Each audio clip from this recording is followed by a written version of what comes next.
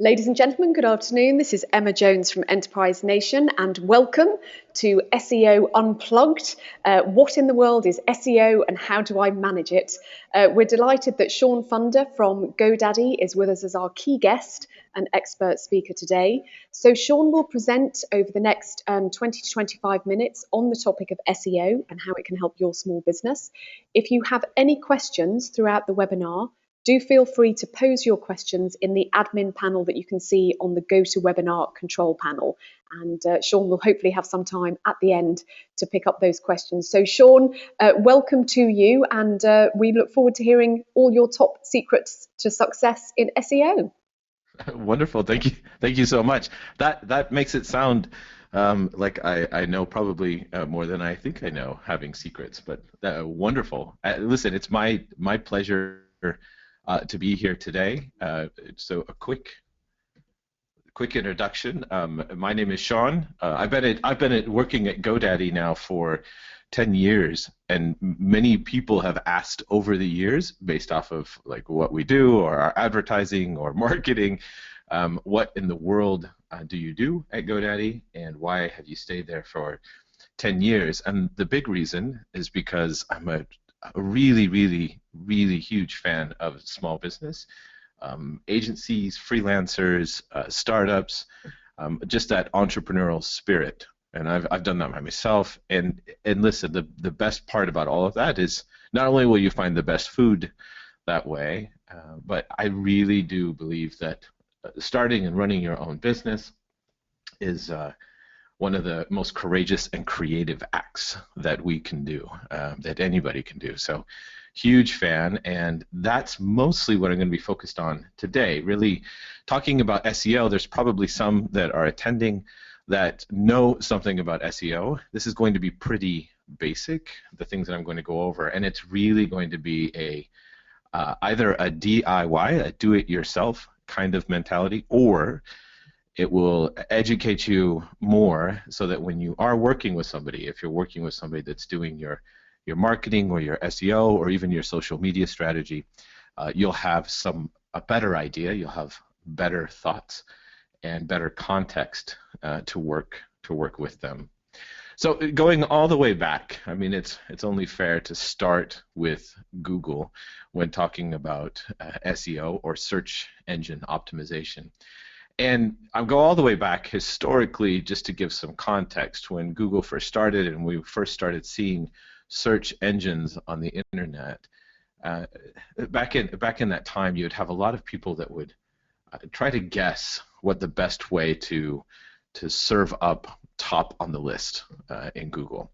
So you would have people that might be a plumber, or might be a local cafe or a coffee shop, and they would discover that, well, there aren't a lot of people searching for plumbers, and there's not a lot of people searching for cafes or coffee shops, but there are a lot of people searching on celebrities. So I'm going to put celebrities' names on my website, and hopefully that will help me fix this. Hopefully this will get me a higher ranking. Well, at the time, that absolutely worked. And the reason why it worked at the time is because Google was just getting started. A lot of the search engines were just getting started. And because the internet was exploding so quickly, they had to build search engines, like basically use robots or computers. And so it would look on a website and see what the text was on the website, and then try to determine, okay, what type of a website is this, so that when somebody searches for it, I can serve up the content. And we're going to come back to this and talking about Google, even though it's very, very creepy to talk about Google as a giant robot in the sky, and it gives me nightmares. It makes me think of Terminator. But it is kind of the right way to think about it as we adapt and as we get smarter, and as I think artificial intelligence gets smarter. You have to keep coming back to think about Google that way. There's not a group of people sitting in a room looking at websites and determining which ones are the best websites. And the number one question that Google and Yahoo and Bing and even DuckDuckGo, right, many of the search engines out there, the number one question they're asking is, are you legit? Meaning, are you who you say you are, and are you doing remarkable things? And the reason I bring up the remarkable things question is because one of the things we also have to remember is that Google and all of these search engines are also businesses. So they're in the business of hopefully serving up or displaying the best content and the best websites and the best businesses and organizations that the internet has to offer, or that the world has to offer. Let me use a really quick example. There's a local newspaper here, an independent newspaper in Phoenix, Arizona, where it's going to get very, very hot today, and I'm not looking forward to it. But there's a local paper here, and every year, and this I see this across the world, every year they publish a best of edition.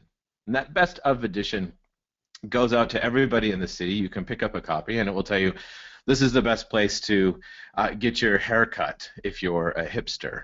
This is the best place to get beard oil. Or this is the best place to get really great tacos. Or the best place to get a really great hamburger.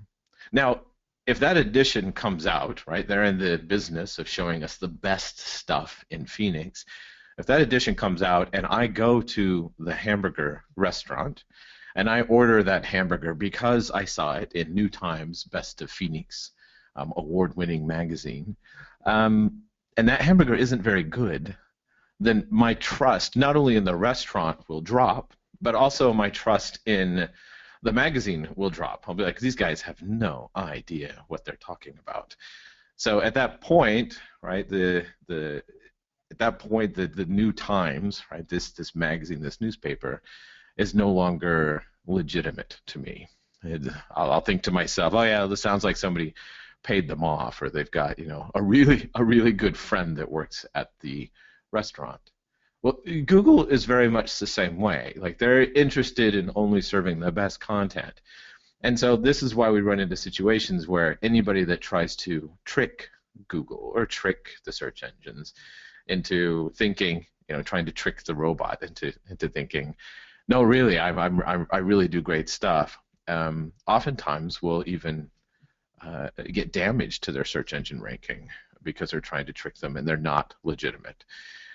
Because the big thing that we have to keep coming back to, even though we're going to talk about the basics of just getting the right words on your website, the thing we have to keep coming back to is that Google is looking for quality. Now, the quality could be within context.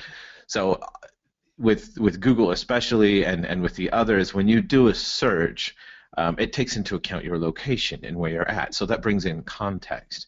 So if I do a search for pizza in Phoenix, Arizona, the results that I see will be different than if I do a search for pizza in London. The results will come back slightly different based on context. But Google is still trying to serve up the best, most relevant material because they want you to keep going back to Google. They don't want other things to show up that don't make sense.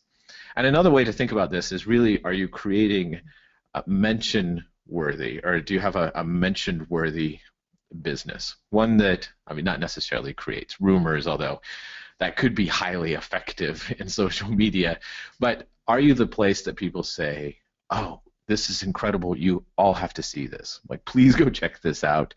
You're not going to believe what they're putting on their hamburgers. And those types of restaurants, there's one of those here in Phoenix where they put peanut butter, bacon, and pickles on a hamburger. Now, that place gets mentioned, and that place shows up in rankings because people are talking about it. And so Google, again, same type of thing as the New Times Magazine. Google, again, is going to serve that up as a really great place to go and check out, especially locally, but even more so, more broadly.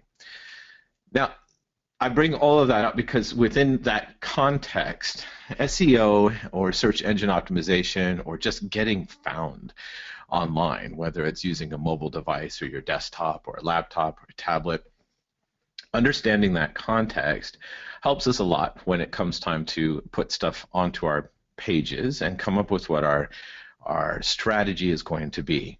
There still is remnants of, I think, an SEO culture where we can trick the Google robots of the world. I think more and more you see that going away, and the reason it's going away is because Google gets smarter and smarter. Yahoo gets smarter and smarter. Bing gets smarter and smarter. And they only want to serve the best content that's out there. And really, that's when it comes down to just creating remarkable content that makes sense on your website. So today we're going to be talking about 3 steps really quickly. The first step that we're going to be talking about is defining yourself. This is coming up with what the words are that you use on your web page so that people can find you. The second will be to create the content, and we'll go through structure of a website and the content that's important to the robot. And what's really interesting is you'll find that that content that's important to the robot is also the content that's very, very, very important to us as human beings. And then the third part, it will be talking about making friends and why that works and why that helps your ranking on the internet. All right, so let's start off by doing a little soul searching with robots. Totally possible, I think. I mean, come on, get on board. Future is now, right? So the first phrase that you usually hear when talking about SEO and talking with people is the phrase keyword. So what are your keywords for your website? Now, keywords is a little bit of a misnomer sometimes. Sometimes people will say keywords plural. Sometimes they'll just say keyword. It's usually a phrase. So the phrase someone might type into a search engine to find your business on the internet. For most small businesses, it's usually 3 or more targeted, very relevant words that describe what you do. For example, a best pizza New York, pizza delivery New York, Chelsea, vegan pizza New York. This is what you think somebody might type in order to find your business. Now, there are multiple ways to figure this out.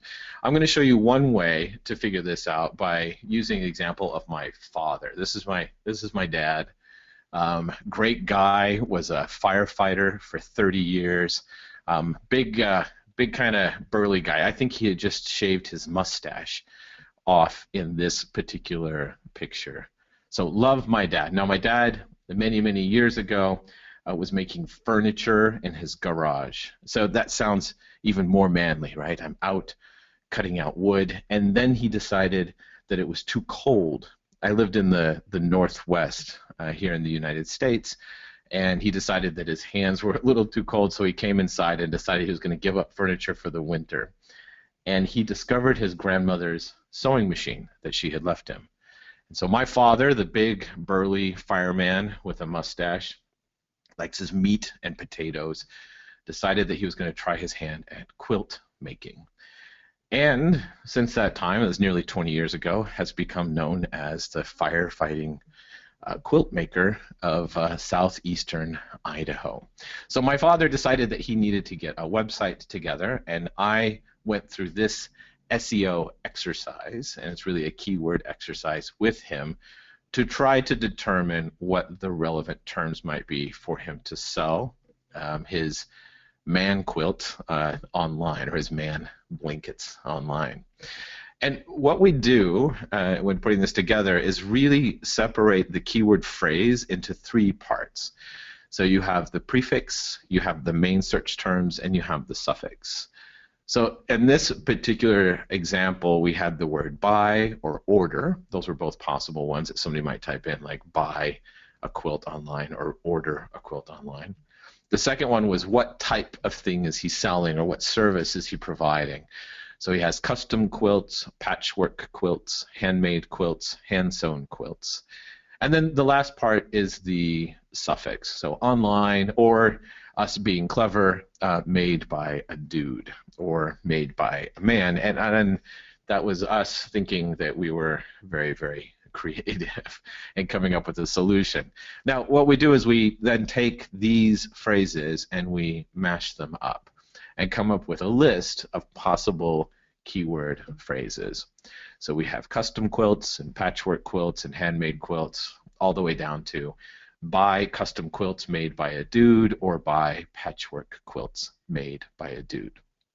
Now, once we have the list, there are a couple of ways to figure out whether any of these are any good at all. Now, the first and very easy way to do it is to take this list that we have set up and actually type these into a search engine. So open up Google or open up Bing and type in the phrase patchwork quilts. And what you can immediately see, one, you can see, okay, are there results? And there certainly are for those simple ones, the two-word phrases. There certainly are some results that will come back. But two, I can also get a good idea of what the competition would look like, and is it on par with who I am and what my business is. Like my father, for example, is not going to be churning out or producing 100 quilts a week. So if that's the competition and that's who the other players are in that space, he might debate something different. But there is another way as well, right? Once you have all of these keywords in play, many of the search engines, Google specifically, there's a way to find out how many searches actually happen with that keyword or that key phrase. And so this is a URL that will take you actually to a service that Google offers. It used to be that they would offer this up as part of their webmaster tools. Now it's part of their AdWord network. But what it will allow you to do, even without buying AdWords, it will allow you to put a keyword phrase in and search and see how many searches have come in there. How competitive is that market? And this is kind of what, I mean, this is very, very close to what it looks like right now. This is a year old. But this will serve up and show me, in general, what the average monthly searches look like for that particular key phrase, keyword phrase. And it will show me, in general, what the competition looks like. Now, the bids and things like that I don't think are important right now for just trying to figure out what your keywords should be on your website. But this gives you good context in how much somebody searches for these phrases. So as you can see here, we've got patchwork quilts and handmade quilts. Both of them got high competition. Doing a general search on our own, just typing that phrase into Google and searching, my father very quickly said, no, this is way out of my league. This is not something that I want to go after. I'm going after something a little more targeted. So you could type in a regional phrase or something else. But then he sees, buy patchwork quilts online or buy handmade quilts or buy handmade quilts online. He sees, okay, that's a little bit more relevant to what I'm doing. And if I did decide to actually spend money on AdWords or something else to work, that's reasonable to me. That's something that I could do. Now, one of the biggest things that this yielded, and one of the biggest lessons for many people deciding what their keywords or key phrases would be on their website, is that doing something clever is not necessarily always a good idea. So in this particular case, we have buy patchwork quilts made by a dude.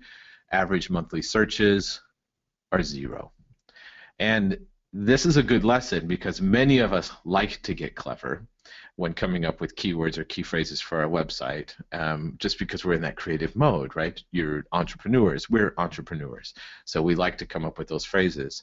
But if the place that I have or the place that I'm opening is an Indian restaurant, then I need to call it an Indian restaurant because that's what people search for. No matter how clever I want to get with it and come up with some other type of title, I need to put the words most likely that somebody's going to search for into those phrases instead of getting clever with what I'm putting together. So my father then decides, hey, these are the two that I think we could probably take a look at, or this is the list, but those are the two that we're going to target: patchwork quilts, handmade quilts, custom quilts, hand-sewn quilts, and then the others that follow. Once we have that, then it comes time to actually produce the content on our website. Now this is hard. Producing content is always difficult. It's I do believe that writer's block or not being able to write and the muses are not speaking to me, I think that's a myth. I mean, good hard work and just sitting down and typing something, writing something will help you get past it. But it doesn't make it a piece of cake. It doesn't make it really, really simple. But once we have that in play, we do have something at least to start with, something that we're going to target. And when we put that together, what we have to keep in mind then is that the robot in the sky looking down on the world we have to take into account that the robot really, over time, actually let me back up. Google has stated that they're in the business of indexing the world, right? So indexing this content. They want to index content for human beings, not for robots, not for other robots, not for computers. They want it to be for human beings. So as they get smarter, they want to make sure that the text on the page, right, the content on the page is formatted and reads towards human beings. It's written for human beings and not for robots. For example, just recently everybody was talking about Mobilegeddon, or a recent change with how Google's going to do rankings, and the Mobilegeddon part of that was it's going to give higher rankings to websites that are mobile friendly and mobile ready, so that when you look at a website on your mobile, you look at it and it looks great. It's easy to read. It's not a really tiny version of the website and you have to scroll around and scroll in and zoom out. Another indicator that Google is in the business of indexing websites and serving up content that's good for humans, not for robots, but they do use a robot to do it. So my father initially, because he got caught up in the, hey, listen, I'll just trick the robot idea, said, well, why don't we just put all of the keywords onto the page? So we've got, hi, my name is Neil and I make patchwork quilts and sell them. I love to sit and watch kung fu movies and work on my handmade quilts, custom quilts, hand sewn quilts. If you like fabric art, you came to the right place. You can buy handmade quilts and custom patchwork quilts. Well, this doesn't read well for a human being, except for the kung fu movie part that he wanted to put in there. And according to Google and the robot, this also doesn't read well. This is what they call keyword stuffing, or when you're trying to overcompensate for something that's not legitimate. And that's the feeling that, it's an indicator in the algorithm for Google. You don't want to do that. So a common question is, how many times do I need to put the keyword phrase into my content? It's a very, very simple answer, once or twice. So hi there, I'm Neil and I make custom handmade quilts. And that's the one that he's targeting. So that's the keyword that we made sure that it was in the content and it was at the top of the content. Now, why is it important that it's at the top? Well, for human beings, it's what we call the lead. So it's the most important thing that we're trying to tell our customers, or our potential customers, our visitors. And so therefore, for the robot, it's also the most important thing. So we need to make sure that we get that up there at the top, and then explain what it is that he does. So once or twice is plenty, so that you don't get into this keyword stuffing. And honestly, even if the robots of the world didn't like jamming a whole bunch of keywords or key phrases into your website, but none of us do, right? And seeing that type of stuff, it just confuses us, and it makes us think, hey, look at you, you're trying to trick the Google robot of the world. Next, then, are the headlines. We want to make sure that we get great headlines on our content, on our website.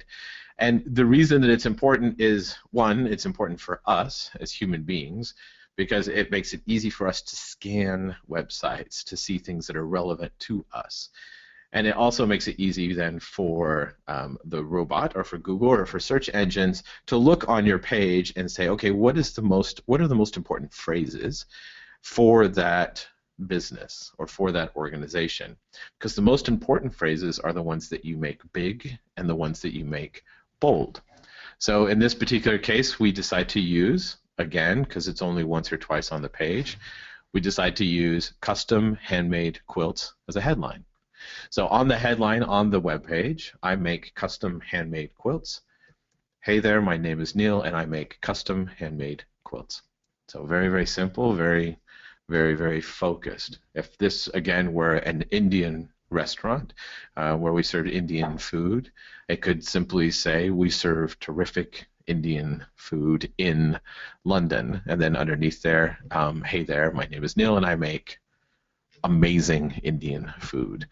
So that's the simplest way, or the simplest answer in talking about keywords and putting keyword phrases on your website. As a final point, images are also important. Putting images or video, any type of media on your website, not only an indicator again to the computers of the world and to the search engines of the world that you care about your content, you are an established business, you've put thought into putting up your website. Putting that stuff on there gives more indication that you are, one, just in business, but two, that you are legitimate, that you're not trying to trick anybody, that you're actually trying to produce something worthwhile, remarkable, and mention worthy. Now, before we get into, I think, talking about the making friends part of things, so there's a little bit of nerd talk or sort of technical talk that many people have questions about. First one is what they call a site map. So many people will ask, do I need to have a site map for my website? Now, what a site map is a file that sits on the same place as your website, that the Google or other search engines will see the file. It will help them what they say, crawl your website. It'll help them discover the different web pages that are on your website. Well, listen, if your website is very simple, if your online presence is very simple, and you have, 5 pages for your business, a home, about us, services, testimonials, if it's very, very simple, my suggestion is don't worry about a site map. Meaning, if all of your web pages are connected, you don't have any hidden web pages on your website, then you don't really have a lot to worry about, because it's very easy for the robot, the search engines, to index your website because you're linking to the different pages. If you have side pages, if you have extra pages, if you have things that are kind of hidden, coupon pages, things like that, that you would want Google to pick up, then you might consider putting together a sitemap, meaning you don't link to those pages really anywhere on your website. And then the second technical part is what they call metadata. So I think at the beginning of search engines, metadata was very useful. It meant that you could be completely creative and think up something strange to call your business, or use strange search terms like handmade quilts made by a dude on your website, but then put the relevant content behind the scenes. Well, this is no longer the case. Basically, if the content is important, if the way that you talk about your business is important, then the philosophy or the theory is that you'll display that in front of everybody. You won't need to hide it inside the metadata or the hidden data on your web page. So meta keywords, I don't worry about anymore, and I tell others not to worry about. Now, one piece of what they call meta information is the meta description. I do worry about that, but not necessarily for search engine reasons. I worry because sometimes it displays the meta description, the description of your website, even though it doesn't display on your web page. It sometimes displays when you share it in social media. It displays when you share it in other places. And so I think it's important to have one, so it just makes it easier to read and easier to see when you display things. Those are the two metadata points, and I'm happy to answer questions about that a little bit later. Okay, really quickly wrapping up, we're getting into the finding friends aspect of this. And so this is one of the best tools for SEO beyond just making sure that you are who you say you are on your website. And this tool, it's given lots of different terms. People call it backlinking. People call it linking to your website. Listen, if you genuinely share and you genuinely create content or a business or ideas that are share worthy, you don't really have to worry about this part. But this is where social media comes into play. This is where building relationships outside of your immediate business or your immediate network comes into play. Because if you think about it, if I have the giant, I mean, one other thing that the giant robot in the sky looking down on the internet, creeping us all out, but that robot can see activity and can see activity between websites. So it can see that, you know what, it looks like a lot of people are linking to this website from Twitter. Or it looks like a lot of people are talking about this website, this web address on Facebook. It can see that these things are happening. If you get mentioned in a local newspaper, it can see that people are coming from that local newspaper, which Google thinks is legitimate, right? It's a good place to have a link from. Can see that coming to your website. And so that helps your SEO because, again, Google's interested in serving up the best content. And so it can use those references to judge whether or not that's good content. Now, there's a caveat with this. And the caveat is Google only thinks that it's a legitimate link back to your website if the website that's linking back to it, or the space, or the area, or the social media network is also legitimate. I mean, it looks for anomalies. It looks for weird things to happen. If all of a sudden nobody comes to my website and now I have thousands and thousands and thousands of people coming to my website, Google can see, hey, look, all of those links are coming from a really obscure country, and that doesn't make any sense because this guy's making handmade quilts in Idaho. And so that could be damaging because then it's a clue or an indicator to the robot, hey, they're trying to overcompensate for something that's really not mention-worthy or really isn't legitimate. So that's important to take into account. So find networks, find blogs, use social media to talk about your business and to tell people about what it is that you're doing, your organization, or who you are if you're a freelancer when looking for work and when connecting with other people. The more you do that online and you link back to your website, the more it can help your SEO. Now, don't get overwhelmed by social media networks. There's two that I certainly recommend and have done webinars on both of them and classes on both of them. Both of Facebook and Twitter are probably the way to go out of the gate. And then the other thing is to make sure that you claim your listings. Again, these give you links back to your website. There's different ones than these here, I know, in different regions and probably for you in Europe. But these are all good ways for people to find you. Make sure that you're getting listed in these places. These are big ones. There's also local and regional ones. Your local newspaper, local small business organizations, local organizations that can link back to your websites.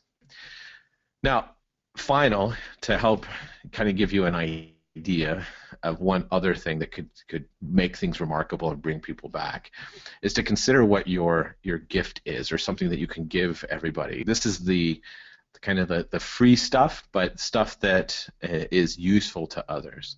So templates, a book, coupons, links to cool things, videos, recommendations, stories, pictures, things beyond just the common content that's on a website. This is the stuff that gets shared a lot in social media. So I have myself, I was a creative writing major. I studied creative writing in college. And so I still do some creative writing. Well, I know if I want to bring people to my website, it can't always be my navel-gazing, emo poetry that I put on there. But if I did take everything that I've written, and I have hundreds of pages of material and good pictures that are in there and things like that, and turn it into a book, just an ebook, a simple PDF file, and then I share that in social media and say, hey, listen, free book, right? You've got a really long flight ahead of you. I'm not charging anything. These are pretty easy to digest. Come grab it. Then I would have people coming to my website to download the book, which would then show the robot of the world and the Googles of the world and all of my friends as well, hey, there's something really interesting going on over here. So beyond the website and beyond what we're putting together. And then certainly the ability to test everything using something like Google Analytics to see what's working and what's not working. All right, that's all that I've got. I went a little bit long, and I apologize for that. But opening it up, for questions, what do we have? Well, first of all, Shawn, thank you for that incredibly comprehensive overview. We've had some lovely comments on Twitter. Mindful Bites says, awesome webinar, Shawn. Thank you. And just to go back to Mindful Bites, Shawn, if you're happy for us to provide the slides to everybody who has registered and listened in, are you happy that we do that? Oh, absolutely. Okay, lovely. So yes, just to let you know, everybody, that we'll share the slides. So Shawn, I think we've got time just for a couple of questions. So reading out a couple here, Laura asks, how important for SEO is it to regularly add new content to your page? It's actually really important. So again, the same concept. When you think a website that's been live and it's been live for 5 years or for 10 years, and there's been zero changes to the website. Not only for us as human beings, we see that and we think, oh, I don't even know if they're still in business. I don't even know if they're still doing what they're doing. This might be because it's so old when you take a look at it. Likewise for Google, when they index and just time over time, nothing gets updated, nothing gets changed, it's not adapting. Either it's a very static business where literally nothing changes, in which case Google may say, well, there's these other ones that are doing something similar, but they're evolving, they're changing, they're adapting, they're taking advantage of new technology, so that's an indicator to Google that might be better content to serve up first. But again, for human beings, taking a look at that may tell us, I'm not sure if they're around. Now, that's why I think as you evolve as a business or an organization, this takes a lot of work, but that's where like blogs come into play for a website, not just a personal blog and that's my business, but writing about things that are important to my business can be really great because all of those blog posts are time-stamped. All of those blog posts show people and search engines that, hey, I'm still here, I'm still in business, I'm still care about this, I'm still trying to create really great, useful content. I'm still trying to change something in my world and in the world around me. And so it certainly helps. It certainly Fantastic. helps. So keep it lively. So appreciate that. And probably just the final question. Debbie has asked, do customer ratings for e-commerce have much of an impact on Google searches and rankings? You know, I've asked the same question to Google, and the kind of I guess maybe the cheeky response I got from Google was, well, it might for Google Places, and I just laughed when talking to them about it. I do think if my theory on it, and I don't have the perfect answer because they haven't revealed everything on it. My theory on it is that first and foremost that there's discussion. There's things that are actually happening on these networks. So if you look at the I guess the ranking or the rating on some of these websites, there's also areas for people to leave comments and to engage with the business owner. And I think the more lively that is, the more of an indicator that there's something interesting going on to the search engine. Now that could be good or bad, right? If it's something lively going on that's just terrible.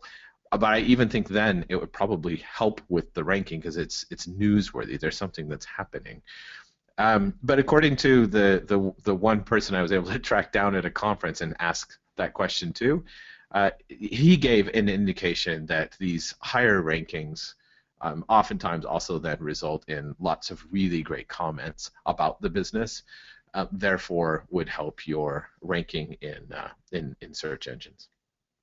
And Shawn, just we have still got questions coming in, but I'm kind of really aware of the time, so maybe we can kind of take those offline and get some answers back to our registrants. But how, if people wanted to follow kind of your expertise and find out more on this topic, how can they best do that? I know that GoDaddy has a very good blog called Garage where you kind of keep things up to date. Maybe give us some pointers as to where people can go to keep updated and informed.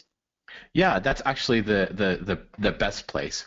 So it's the web address is garage.godaddy.com, and on that, if you did a search on there for SEO, if that's what you're interested in, or social media, there's lots of content on there that will walk you through. It's content written by subject matter experts in the industry, not just people at GoDaddy.